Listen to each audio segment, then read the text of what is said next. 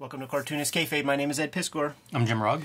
We're going to be taking a look at the complete 1963 annual that was promised to us for 30 years. Yes. Has been completed by one of the 1963ers, by the way. But first, got to let you guys know about the Patreon that we have. You could support the channel in a big way and mitigate the kayfabe effect by supporting the Patreon. You will get delivered videos ahead of time, and if you... depending on your level of support, you're getting all the videos before anybody, and you are watching us on a live stream as we are recording these videos. The videos are brought to you by the comic books that we make, and you are seeing a complete bibliography of what we have out there on the stands today.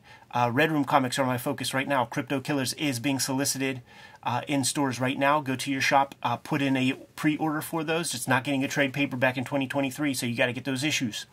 Hulk Grand Design is getting that Treasury Edition format, so put in your order for that because there is a finite amount of copies. Man, it took a lot of toil to get that thing printed just the way Jimmy wanted, man. So you get a special object, and don't come crying if you missed out. No FOMO. Hip Hop Family Tree, Street Angel. You see our bibliographies. Support the books. You'll be supporting the channel. And without further ado, man, Don Simpson has taken it upon himself to do a 1963 annual that is a Gordian knot.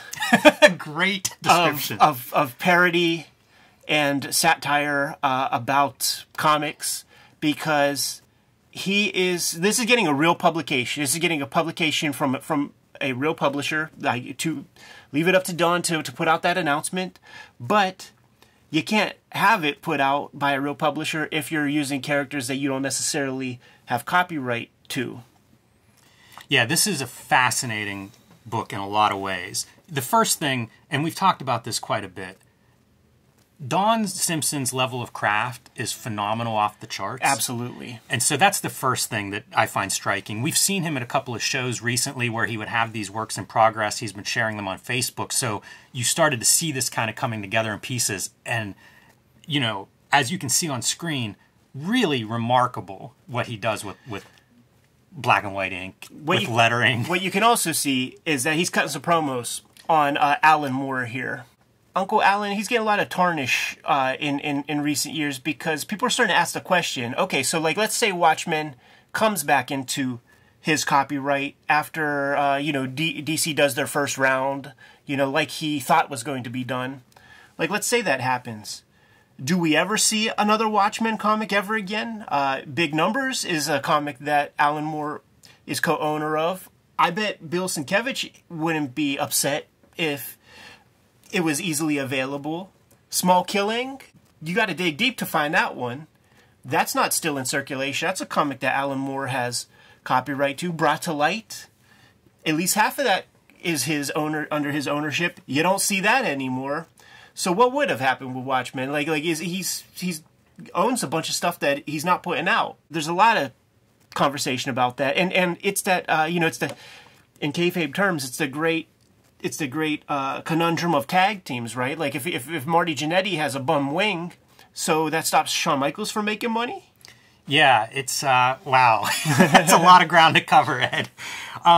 Yeah, it's a fascinating question. And, there's all kinds of stuff that goes into this. I think Alan Moore removed his name from Pictopia, which was a comic he and Don Simpson had done.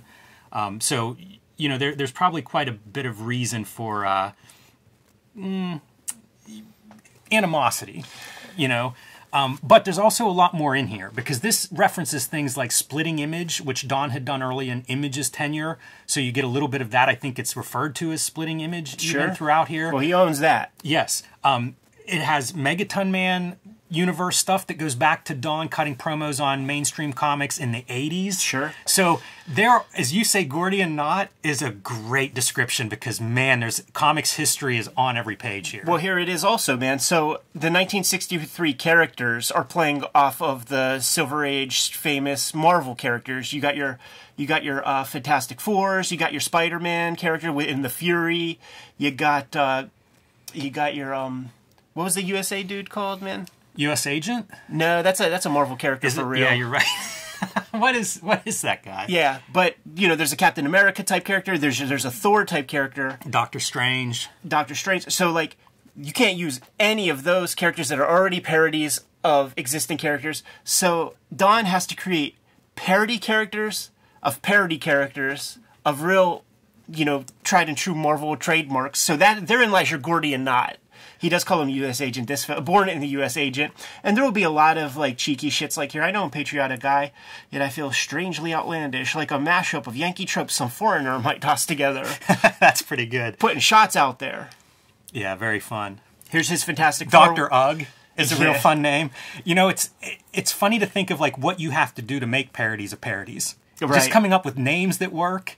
A challenge. I love the design of this character with the 4 legs. It's very disturbing. It is really disturbing, but also it highlights some of Don's figure drawing ability. Amazing figure artist. It doesn't work if you're not good at a figure drawing. It's just a weird character otherwise. I checked out his sketchbooks before, like when the Crumb Biennial was coming to town, and we were checking out that show. He was there, and he just had his sketchbook armed with them. I think he teaches either cartooning or does do life drawing stuff. And so many pages, just the figure twisted up in every angle. Like he knows how everything lays in 3 dimension, and he doesn't fake anything. No, and man, speaking of his abilities, like the lettering, how gorgeous is this for a mock cover or a splash page? The fun stuff about getting this early piece, and it might not be so visible on the video, but we get to see kind of the work underneath the ink line, and you get to see how he builds his lettering and all that. Very instructive, very thankful. He just sent this email to us, man. We've been seeing the pages in development over the past year and a half, and to get the full Monty, just fantastic. He also, I think, has done well in keeping records of this stuff. Sure. I think he has scans of the pencils or the blue lines, all the steps along the way. And with some of the stuff we've looked at, make your own artist edition kind of bootlegs and things like that, it makes me think he could have some real fun producing a book of this because he's got all these steps along the way. Yeah, continuing with the Gordian knot of parody, he's now exploring Alan Moore tropes. Within his work, the Lovecraftian bits, like the Providence and all that. It's a great character name again, the Psychic Squid with PSQUID. Sure, It's so comic perfect. It is. And then the Pictopia comic, which we still have not done a video on. Is that true? And we absolutely need to amend that. We need to fix that. We need That's to look at one of that. the most important comics of the 80s in terms of deconstruction, before Watchmen, before Dark Knight. And I feel like we've referenced it plenty a dozen times. Plenty of times. So it's kind of operating within that headspace. Yes. Yeah, this is a comic book fan's comic in a lot of ways. It's almost a literary comic in terms of the layers of reference that are put together. It's going to take a couple readings to get it all. There's no doubt. And how perfect, too, right? That, the original stuff is 1963. Marvel Comics from 63. 30 years go by. Then in 1993, Alan Moore and all these artists get together. And Don Simpson was a part of that. He was a letterer, inked a couple pieces. They do their kind of homage, and now Don Simpson, 30 years after 1993, which how old does that fucking make you feel, getting those comics when they're new and shit? 100%. I think of that a lot. I'm glad you bring that up. And so we're 30 years removed from that, and we now have this amazing document from a master cartoonist. Even the the chapter 0, yeah. I feel like is a perfect spot-on detail to put in this. Now, we have our continuation piece from the last issue of 1963, where the big reveal is that, what's his name? Shaft. Yeah, the 90s. The reveal that the 1963 characters are catching up with the 1993 characters. If that's what you were hoping for, if you were hoping for Don Simpson to just do Jim Lee parody the whole time, you're not getting that in this annual. He's going his own direction, but you're at least getting the acknowledgement of where that stuff was going to go. And a lot of the thesis in this thing is it didn't progress because the writer, non-affable Al or whatever they call him, just has no idea how to write his way out of the paper bag. I don't know that that's the truth. I don't know that that's fair. Jim Valentino says he has the complete synopsis or script to how that was going to wrap up or something. I love that. I was reading this and I was thinking about that and thinking, is this what great creators do? where they maybe don't have everything laid out. Like, it forces them to be creative and figure out the solutions. You know, like, it's great to do that setup that's amazing, and, like, everybody wanted that annual whenever you saw that last page. Sure. And so, like, if you don't know exactly where you're going, is that a creative methodology? A lot of guys will, they propose that. David Mamet proposes that. Yeah. Aaron Sorkin proposes that. If you put your character into a bind, like, everybody can write a great first act, is what they say. Everybody can do a great first act. Put your character in a bind that you have no idea how they're going to get out of it, because if you don't know how they're going to get out of it, the audience doesn't know. Yes. And that keeps them into the mix. I see that a lot in, like, television seasons Jim. at the end. I know you want to say it. Silhouette zine, I absolutely love this. Obviously a spread, and I love all these characters in Silhouette. One more skill set I guess Don shows off, the ability to design characters because they look great in Silhouette. Yeah, that's iconic. Hilarious. That's a great one, but so's the center spread guy who's like the energy piece, you know? It's so much. It's amazing how good that works as silhouettes. Now, you know, Jim Valentino, they're homies. Back in the days of old Valentino, Aardvark Vanaheim shits, man. So you got to have... This is a very Guido Valentino. You know, very greasy, very swarthy. More proof that we're living in the Matrix is this is not the only Valentino caricature I received this week. It's true, and maybe not the only video that is going to be out in the world. Man, ridiculous. Parodying Image Founding Fathers, even. And referencing Splitting Image. Yes. Layers on layers, Ed. You know, like, there is a continuity to the channel. Like, I implore everybody, like, if you got... Hey, man, like... Didn't we all used to watch a half hour of TV every day? Watch a half hour of Cartoonist Kayfabe every day. You're going to follow the continuity. And here we go back now to really Splitting Image, where now we're bringing these characters from Splitting Image back into this comic. Yeah. I do love that it's those 30-year gaps. Oh, my goodness, man. Fritz the Cat died for your sins. That's so funny. Unbelievable. Do you think that Don Simpson has in mind the jobbers who these guys are? That's a good question, and we're going to have to ask him. Yes. Because at some point, we're going to sit down with Don, fellow Pittsburgher, and talk comics. It's true, man. So there's Affable out on his own self-imposed crucifix. It's really interesting because, yes, but also you're connecting the idea of mythology of superheroes with the idea of religion in the mythologies of our past. Like, there's a lot here. Yep. And straight from Kirby's mouth, he talks that stuff. So Affable Al is going to go off and go write this last annual. He uses one of the Bizarre Hero characters, man, that was there towards like the sort of final issues. I own 100% of Don Simpson's bibliography, man. I have everything, man. So I was... Bizarre Heroes was on my pull list, man, whenever I was a kid in the 90s, man. Certainly knowing that he was a Pittsburgh cat, it's like, yeah, let me read the Pittsburgh guy's comic. Who's this duck? It is a Bizarre Hero character. I don't have his name. He reminds me so much of Dan and Larry. Yeah. And looking at it, I kept thinking, like, am I missing who this is? And it's probably a reference to Howard the Duck, maybe? Sure. Like when he does Bizarre Heroes, is like bringing in some of those character archetypes. Of course. And isn't it amazing? Like, so this is the Thing parody guy who Rick Veitch's dude is like that moon-headed. Yeah, the planet. So yeah, that's his name. And so, you know, just like adding layers onto it to create even more parody. You can almost imagine that's a real character like the Thing that goes through rock mutations. Yeah. Like this is another cartoonist interpreting him. Do you know if Don plans to color this? Because it looks really good in black and white. And and I don't know whether it's planned for color or not. But, it feels like it lends itself to color based on the subject. Take it thanks to Pictopia. And once again, people, it is going to be getting a printed book. So stay tuned and we'll promote that because I have a feeling that that's going to go pretty quick whenever it comes out, man. Like, it's going to go pretty freaking quick. You recognize that guy from the Pete Poplawski colored Pictopia. We've seen this these characters also, before. I feel like it also works really well with the conceit of the original 1963, that it was going to go to the 90s where it was like Image guns and stuff. Even with the Pictopia reference, like it just fits. Like those things, it's in some ways delivering the promise of the original annual. And is John Byrne's X-Men where else? Elsewhere, I think is the name of the John... Elsewhen. It's crazy, again, like, you think of, like, people doing fan fiction, but fan fiction that's widely read, and now we've got Elsewhen and When Else, and it's both, like... And by the way, like, he's that's a choice. Like he's calling out the John Byrne stuff. Right. So many splash pages, which is a very Image 1990s kind of trope. So like that, I can't even get by like epic and variant covers. Like it is just every single thing you could think of is in here. Yeah. With great facility, once again, man. Like just understanding the shapes and everything. Everything that he draws, like it has a logic to him. Got to get the zombies in. You know, those are the afterthought of Image Comics. It's what was missing in Splitting Image, right? That's true.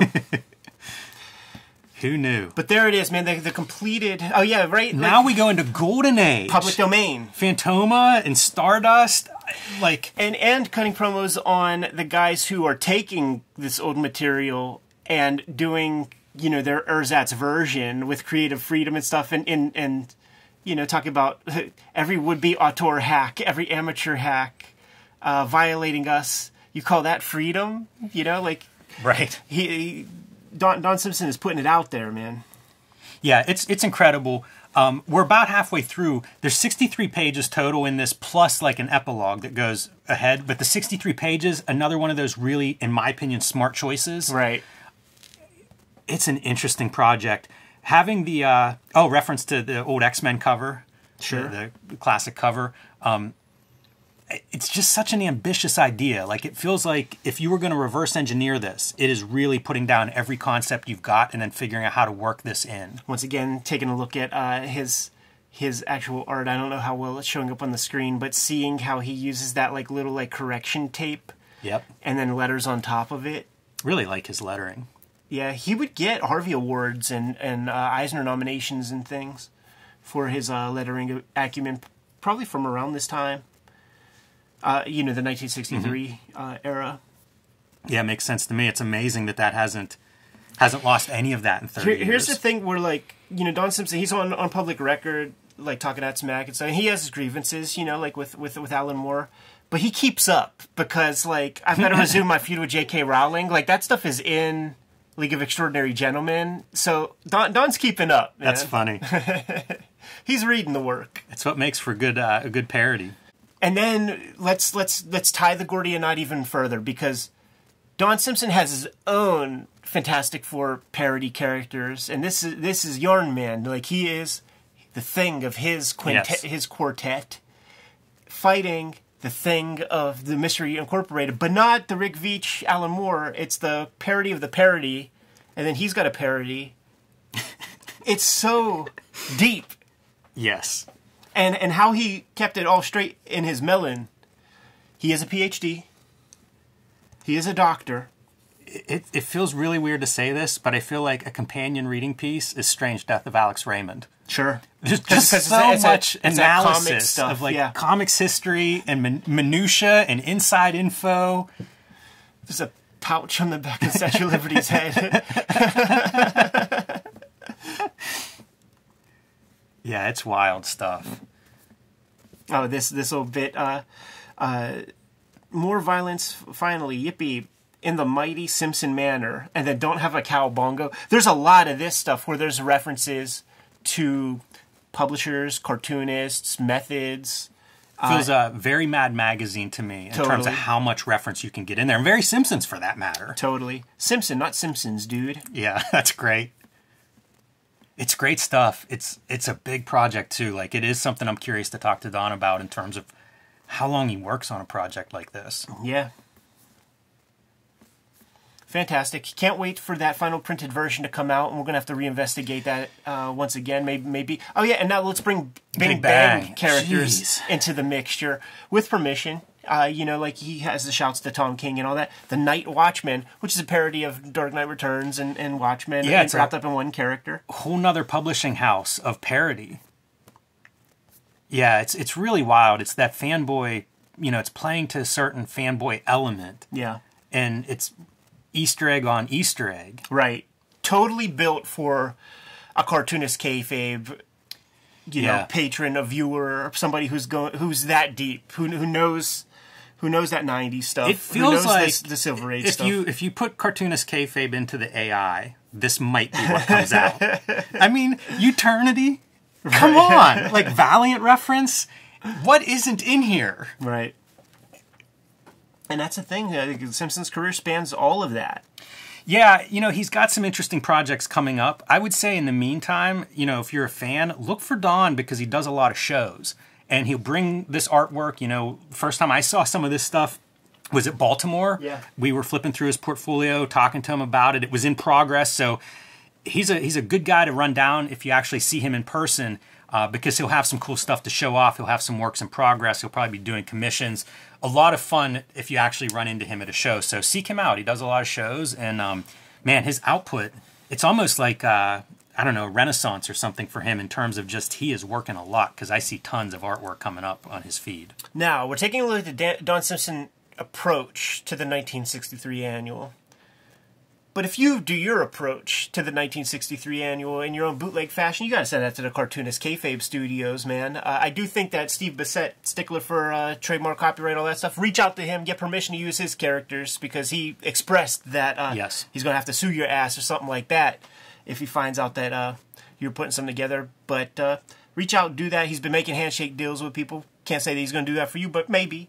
And send us your 1963 annual that resolves the exact stuff from Alan Moore and the Boys, because I'm going to read that comic also. Absolutely. And by the way, a little update on Bissett. I just saw him posting about sending a big chunk of art because he's been working on 1963 stuff for years, including an official Don Simpson 1963 story, and he just sent a batch of that off to the publisher. So I think that may be seeing light of day coming soon. So maybe it's a 1963 Assance is what we're in the midst of here, Ed. 30 years after. We're seeing a cycle develop, man. Kayfabers, like, follow, subscribe to the YouTube channel, hit the bell so we can notify you when new vids are available. And we have a Patreon where people are watching us stream this recording session live. They're getting a jump on the Kayfabe effect before anybody else. And the patron subscription pays for itself. When there's one book that we put out there that you want, that costs too much by the time you see the video, man. So hit our Patreon in the description below this video. And Jim, tell the people what books you got out there, man. Hulk Grand Design, coming out February 22nd. Pre-order that or reserve your copy today if you haven't already, because once that's out of print, it may be a while before you see it again. Street Angel Deadliest Girl Alive, Plain Jane's, both available now. Street Angel Princess of Poverty available for pre-order, coming out later this year. And join me on patreon.com/JimRugg, where you can see more of my comics and art, and you can download out-of-print zines and minis there. We are soliciting the next round of Red Room comics today. Go to your local comic shop, put in your pre-order for Red Room Crypto Killers, issue number 1. Another 4-issue round of Red Room comics going to come out this year in 2023. 2 Red Room trades are out there right now, Antisocial Network and Trigger Warnings. Hip Hop Family Tree is the bestseller. 10-year anniversary in 2023 for Hip Hop Family Tree. So scoop up those books, support that comic, X-Men Grand Design, and WYSIWYG. These videos are brought to you by the comic books that we make, so support the books. We can keep these videos rocking. Jimmy, tell the people what else we have out there, man. Subscribe to the Cartoonist Kayfabe newsletter at the links below this video. You can also find Cartoonist Kayfabe t-shirts, merchandise, mugs, fanny packs, and more at our spread shop. That link is also below this video. Another great way to support the channel. Given those marching orders will be on our way, Jim. Make more comics.